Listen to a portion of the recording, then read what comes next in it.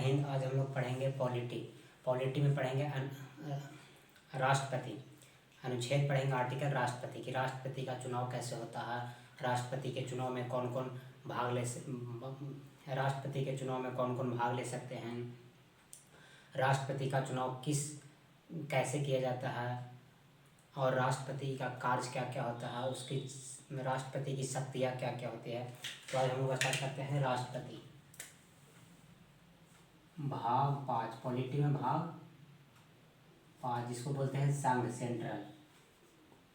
संघ यानी कि सेंट्रल। इसमें आर्टिकल, अनुच्छेद यानी कि 52 से 151 तक है, यानी टोटल 100 अनुच्छेद इसमें हैं। जिसमें राष्ट्रपति का अनुच्छेद 52 से 61 तक है। इम्पोर्टेंट अनुच्छेद 52 से 61 तक है राष्ट्रपति का अनुच्छेद। तो हम लोग आज सिर्फ राष्ट्रपति पढ़ेंगे। राष्ट्रपति का अनुच्छेद का ट्रिक है पकानी कोका दुयो दशम। अब इसका मतलब क्या हो गया? तो इसका मतलब हुआ कि पा से राष्ट्रपति का पद, का से कार्यपालिका यानी कार्य क्या है, नी से निर्वाचन, को से कोटा, कोटा किसे कहते हुए पढ़ेगा, का से कार्यकाल, दू से दोबारा चुनाव में खड़े हो सकते हैं, यो से योग्यता, द से दशा या कंडीशन, सा से शर्त, और मा से सा से शपथ, और मा से महाभियोग। तो ये आर्टिकल कितना का है? 52, 53, 54, 55, 56, 57, 58, 59, 60, 61। ये ट्रिक है। तो पास से क्या है? राष्ट्रपति का पद, राष्ट्रपति का पद। यह है कार्यपालिका, कार्यपालिका। नी से निर्वाचन, निर्वाचन। को से कोटा, और का से कार्यकाल, कार्यकाल। दो से दोबारा चुनाव में भाग ले सकते हैं, खड़े सकते हैं, दोबारा भाग ले सकते हैं।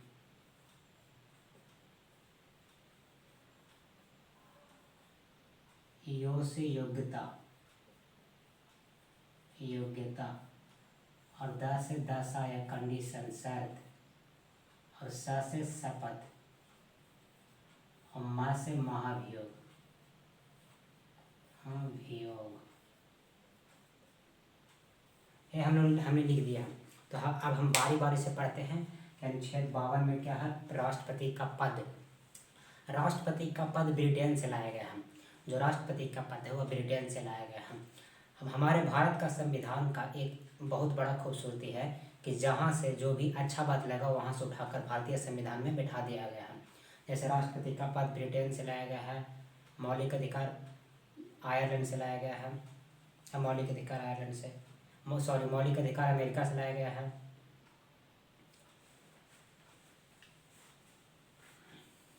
राज्य के नीति निर्देशक तत्व आयरलैंड से लाया गया है, DPSP, directive principle of state policy, वो भाग 4 में है। तो अब हम लोग पढ़ते हैं क्या? पहले से राष्ट्रपति का पद से यहीं पे लेते हैं। ये राष्ट्रपति का पद है क्या? ब्रिटेन से लाया गया है, ब्रिटेन से लाया गया है।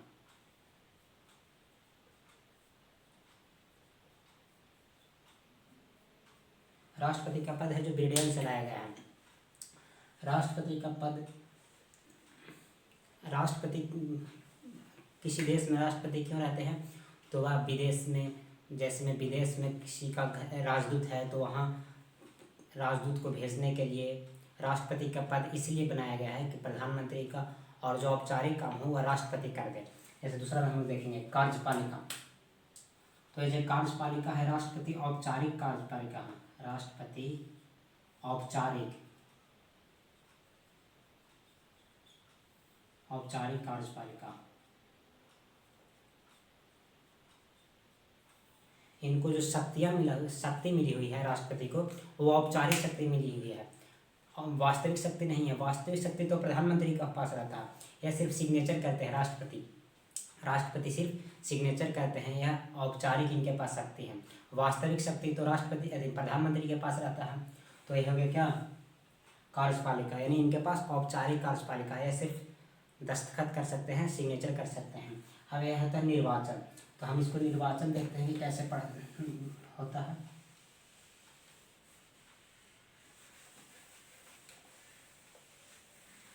राष्ट्रपति का निर्वाचन,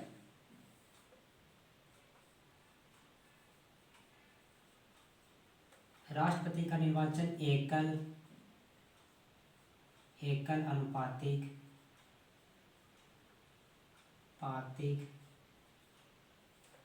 प्रणाली द्वारा अप्रत्यक्ष मतदान होता है। एकल अनुपातिक प्रणाली द्वारा अप्रत्यक्ष मतदान,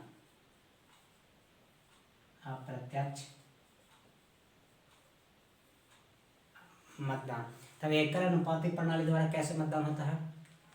तो इसमें अप्रत्यक्ष होता है, इसमें डायरेक्ट जनता वोट नहीं करता है, बल्कि जनता द्वारा चुने गए लोग वोट करते हैं। फिर से, राष्ट्रपति का मतदान में डायरेक्ट जनता वोट नहीं करता है, बल्कि जनता द्वारा चुने गए लोग वोट करते हैं।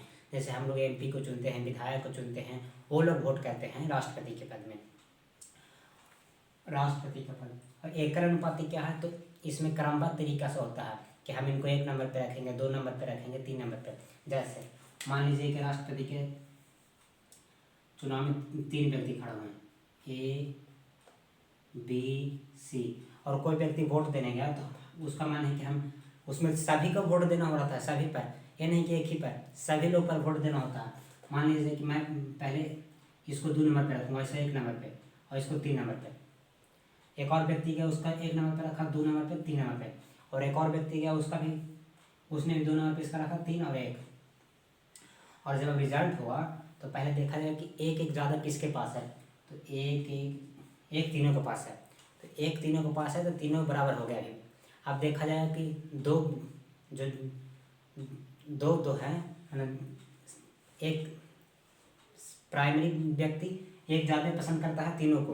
अब देखते हैं कि दूसरा मतलब प्राइमरी के बाद सेकेंडरी किसका पसंद करता है, तो इसमें 2 1 है, 2 है, मैंने इसमें 2 है, 2, इसमें 2 डबल है, इसमें 1 है, तो यानी कि ये जीत गया चुनाव, ये प्रथम आएगा, ये चुनाव राष्ट्रपति का जीत गया। इस प्रकार होता है अनुपातिक। जैसे ये हो गया पहला चरण में यदि नहीं मिला, पहला चरण में यदि बराबर हो गया, इक्वल हो गया तीनों का, तो दूसरा चरण में देखा जाएगा। यदि दूसरा चरण में भी बराबर हो जाता है, इक्वल होगा, तो तीसरा चरण में देखा जाता है। जब डॉक्टर जाकिर हुसैन भारत के राष्ट्रपति थे, तो उनकी कार्यकाल के दौरान ही मृत्यु हो गई थी, और उस समय उपराष्ट्रपति थे VV गिरी। तो जब मृत्यु हो गया, तो नियम कहता है कि उपराष्ट्रपति ही उस समय बचे हुए कार्यकाल के लिए उपराष्ट्रपति ही राष्ट्रपति बनेंगे, बचे हुए कार्यकाल के लिए नहीं, पूरा कार्यकाल के लिए। तो उपराष्ट्रपति थे VV गिरी, और वह अपने उपराष्ट्रपति से त्यागपत्र दे दिए राष्ट्रपति के चुनाव में खड़े होने के लिए। तब तो वह उपराष्ट्रपति नहीं रहे। तो उस समय chief justice of India M Hidayatullah को राष्ट्रपति बनाया गया था, और जब उनका चुनाव हो रहा था, वह राष्ट्रपति के चुनाव में खड़े हुए, तो वही एक ऐसे व्यक्ति थे जिनके चुनाव में दूसरा चरण तक गया था, पहला चरण में इक्वल हो गया था, तो वह VV गिरी, जो फिर वह राष्ट्रपति बने थे भारत के। तो उनका चुनाव में मतदान में दूसरा चरण में हुआ था। तो ये इस प्रकार होता है अनुपातिक प्रणाली द्वारा अप्रत्यक्ष मतदान। एक क्या उनको देता है, तो राज्य में देता है विधानमंडल,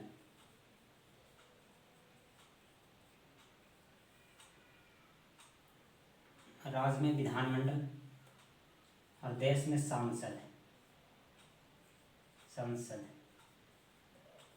होता है।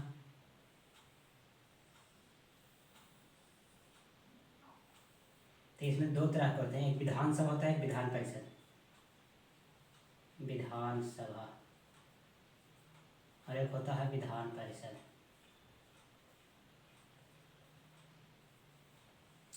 तो विधान परिषद, और इसमें होता है क्या,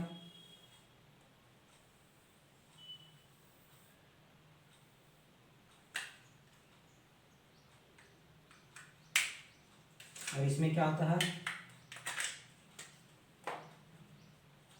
राज्यसभा और लोकसभा। तो राष्ट्रपति के चुनाव में विधानसभा भी भाग लेता है, राज्यसभा भी भाग लेता है और लोकसभा भी भाग लेता है, लेकिन विधान परिषद भाग नहीं लेता है। उसका कारण है कि विधान परिषद उस चुनाव में क्यों भाग नहीं लेता है, क्योंकि विधान परिषद ओनली 6 स्टेट में है, 6 स्टेट में ही है। विधान परिषद केवल 6 राज्य में ही है। कौन कौन, बिहार, उत्तर प्रदेश, तेलंगाना, झारखंड, MP यानी मध्य प्रदेश और आंध्र प्रदेश, यही 6 राज्य में है, जिसके कारण विधान परिषद चुनाव में भाग नहीं लेते हैं। तो राष्ट्रपति के चुनाव में कौन कौन भाग लेता है, विधानसभा, राज्यसभा, लोकसभा। इस प्रकार से हमारा राष्ट्रपति का निर्वाचन हो गया। इसमें 50 अनुमोदन और 50 प्रस्तावक उठते हैं। 50 अनुमोदन और 50 प्रस्तावक, मतलब डिसाइड करते हैं कि कौन व्यक्ति खड़ा होगा और कौन नहीं होगा, चुना जाता है। तो मुख्यतः यही था। और हम लोग पढ़ते हैं कोटा। कोटा क्या है राष्ट्रपति के चुनाव में, तो समझा देते हैं अभी पहले। कोटा, कोटा उसे कहते हैं कि यदि आप चुनाव में खड़े हुए और आपका जितना मतदान हुआ उसका 1/6%, यानी 100 वोट, 100 कुल मतदान हुआ, 100 में से आपका 6 वोट नहीं प्राप्त हुआ, 1/6, 1/6, सॉरी 1/6, 100 का 1/6, यानी टोटल वोट का, कुल वोट का 1/6 वोट आपको प्राप्त होना चाहिए। कुल वोट का 1/6 वोट आपको प्राप्त होना चाहिए। यदि नहीं होगा तो आपको जमानत राशि के तौर पे 15,000 रुपया जमा कर लिया जाएगा और वो आपको नहीं दिया जाएगा। तो क्या जो राष्ट्रपति के चुनाव में खड़े होते हैं उनके लिए 15,000 रुपया नहीं होता है। ये दिखाता है कि आप वोट हार चुके हैं और आप सिर्फ वोट काटने के लिए खड़े हुए थे, इसलिए बेइज्जती के लिए 15,000 रुपया जमानत राशि के तौर पे जमा कर लिया जाता है। उसी को कहते हैं कोटा। यदि ये 1/6 वोट से कम आएगा कुल वोट का, तो आपका जमानत राशि के तौर पे 15,000 रुपये जमा कर लीजिएगा और नहीं दिया जाएगा। ऐसे सबसे 15,000 रुपये पहले इकट्ठा कर लिया जाता है और जिसका वोट आ जाता है उसे 15,000 रुपये दे दिया जाता है, और जिसका नहीं आता है उसे जमानत के तौर पे 15,000 रुपये जमा कर लिया जाता है। तो ये तो हो गया कोटा। अब हम लोग देखते हैं कार्यकाल। तो राष्ट्रपति के कार्यकाल हम लोग सभी जानते हैं कि 5 वर्ष के लिए होता है। राष्ट्रपति का कार्यकाल 5 वर्षों के लिए होता है। वह भारत के सबसे प्रथम नागरिक हैं। कोई पूछेगा कि भारत का प्रथम नागरिक कौन है, तो भारत का प्रथम नागरिक राष्ट्रपति हैं। प्रथम नागरिक राष्ट्रपति। कार्यकाल हो गया। फिर दोबारा चुनाव में क्या भाग ले सकते हैं, तो हाँ, मान लीजिए कि उनका कार्यकाल पूरा हो गया और फिर अगला चुनाव में तो वह भाग ले सकते हैं। भारत में सिर्फ ऐसे ही एक राष्ट्रपति हैं जो सिर्फ लगातार 2 बार रहे हैं, 2 बार राष्ट्रपति के पद पे रहे हैं लगातार। वह डॉक्टर राजेंद्र प्रसाद। वह लगातार 10 साल तक रहे थे राष्ट्रपति के पद पर। अब योग्यता क्या क्या होनी चाहिए, तो योग्यता मिनिमम होना चाहिए 35 वर्ष। राष्ट्रपति के चुनाव में खड़ा होने के लिए मिनिमम 7 वर्ष होना चाहिए, कितना, 35 वर्ष।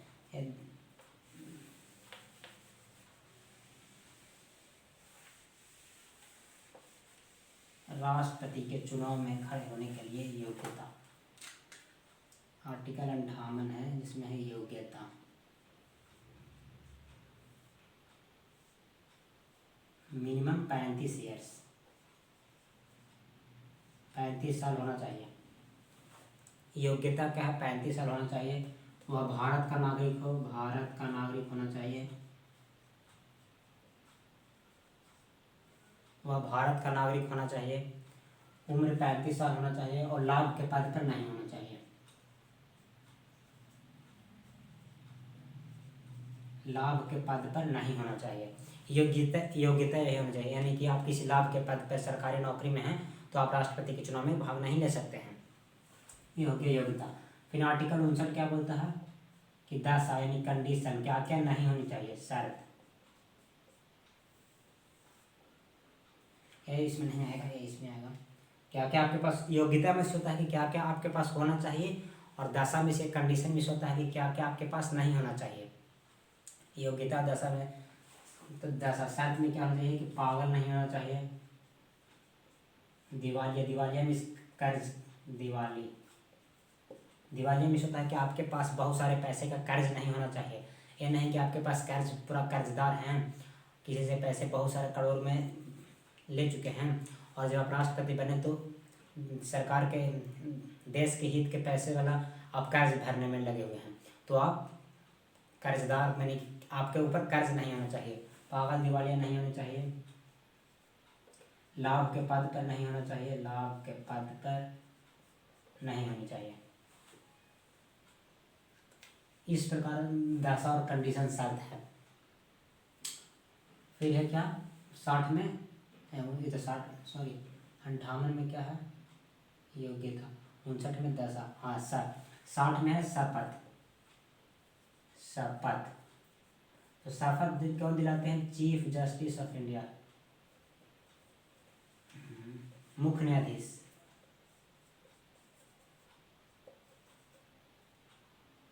Chief justice of India, supreme court के मुख्य न्यायाधीश भारत के राष्ट्रपति को शपथ दिलाते हैं। शपथ कौन दिलाता है, तो भारत के राष्ट्रपति को चीफ जस्टिस ऑफ इंडिया, जो भारत के सुप्रीम कोर्ट के मुख्य न्यायाधीश होते हैं, शपथ को दिलाते हैं। और 61 में क्या है महाभियोग,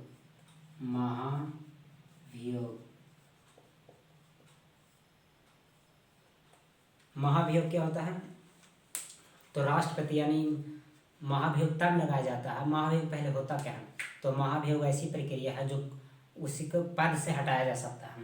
तो महाभियोग क्यों लगाया जाता है, जब अपने ही देश के राष्ट्रपति दूसरे देश के प्रभावित में आ जाए या दूसरे राष्ट्र के प्रभावित में आ जाए, यानी दूसरे के बाद में आ जाए और अपना आपा खो दे, तो उस स्थिति में उस पर महाभियोग लगाया जाता है।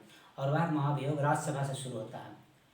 महाभियोग शुरू करने के लिए 1/4% वोट चाहिए, यानी 100 आदमी है तो उसमें से मिनिमम 25 व्यक्ति अगर हामी भर दिया तो महाभियोग स्टार्ट हो जाएगा, लग जाएगा। और पारित होने के लिए 2/3 यानी 66%, 100 में से 66 वोट आपको लगना चाहिए, 66 वोट। अब तक किसी भी भारत के राष्ट्रपति को महाभियोग द्वारा हटाया नहीं गया है। तो महाभियोग स्टार्ट करने के लिए 1/4 वोट चाहिए, प्रतिशत वोट, और हटाने के लिए यानी पारित कराने के लिए 66% वोट का 66%, 2/3 पर 2/3 भाग।